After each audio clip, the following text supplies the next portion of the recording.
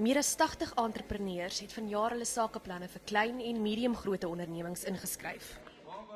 Die 6 finaliste, 3 in elk van die kategorieë, het pryse van byna 1,5 miljoen rand losgeslaan. Elise Lauren. Die wenner in die kategorie vir bestaande ondernemings bedryf 'n suksesvolle padstal. Die beoordelaars was veral beïndruk met haar sakekennis en bedryfsvaardighede.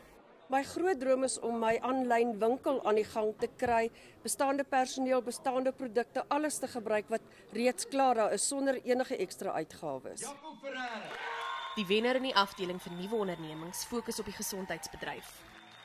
Jaco Ferreira gebruik die nuutste tegnologie om spiere te prikkel sodat dit optimaal oefen. 'n Sessie van slegs 20 minute met die tegnologie is gelykstaande aan meer as 2 uur se intensiewe oefening.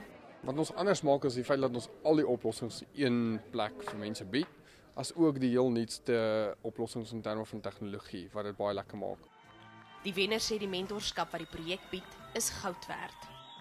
Die mentor gaan hulle help met sakeplanne en oplossings.